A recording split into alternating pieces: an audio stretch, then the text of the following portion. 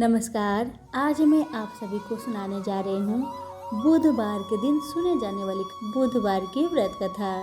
तो चलिए शुरू करते हैं। एक समय किसी नगर में एक बहुत ही धनवान साहूकार रहता था। साहूकार का विवाह नगर की सुंदर और गुणवती लड़की से हुआ था। एक बार वो अपनी पत्नी को लेने बुधवार के दिन ससुराल गया और अपनी पत्नी के माता पिता यानी कि अपने सास ससुर से विदा करने के लिए कहा। तभी सास ससुर बोले, बेटा आज बुधवार है, बुधवार को किसी भी शुभ कार्य के लिए यात्रा करना गलत होता है, नहीं करना चाहिए।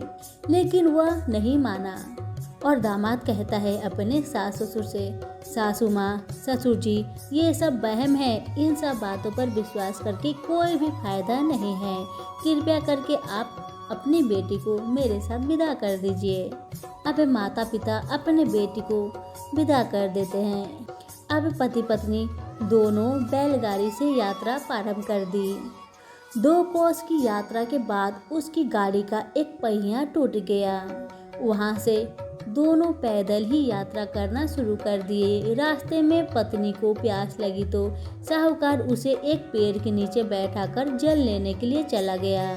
थोड़ी देर बाद जब वह कहीं से जल लेकर वापस आया तो वह बुरी तरह से हैरान हो गया, क्योंकि उसकी पत्नी के पास उसकी शक्ल का एक दूसरा व्यक्ति बैठा हुआ था।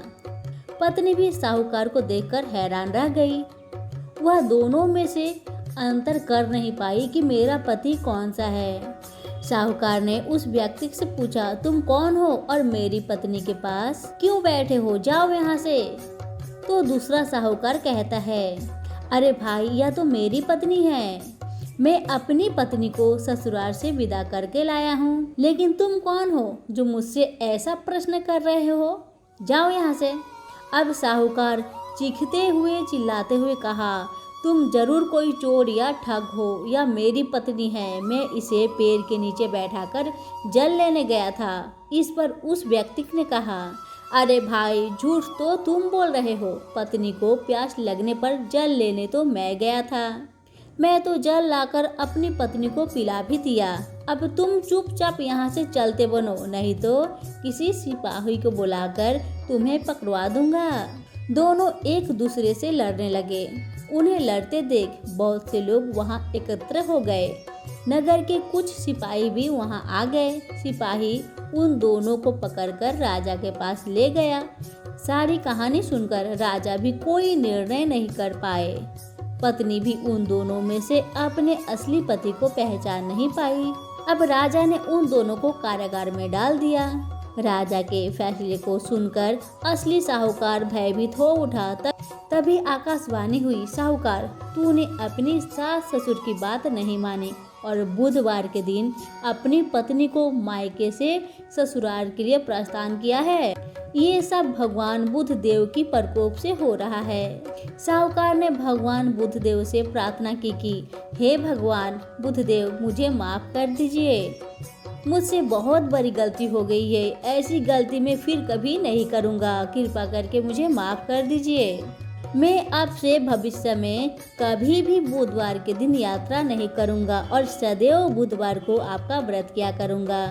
साहूकार की प्रार्थना से प्रसन्न होकर भगवान बुधदेव ने उसे क्षमा कर दिया। तभी दूसरा व्यक्ति राजा के सामने से ही गायब हो गया। राजा और दूसरे लोग इस चमत्कार को देखकर हैरान हो गए।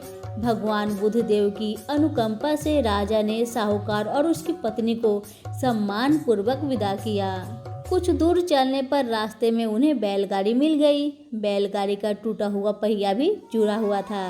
दोनों उसमें बैठकर नगर की ओर चल दिए। साहूकार और उसकी पत्नी दोनों बुधवार का व्रत करते हुए आनंद पूर्वक जीवन यापन करने लगे। भगवान बुधदेव की अनुकंपा से उनके घर में धन संपत्ति की वर्षा होने लगी। जल्द ही उनके जीवन में खुशियां ही खुशियां भर गई।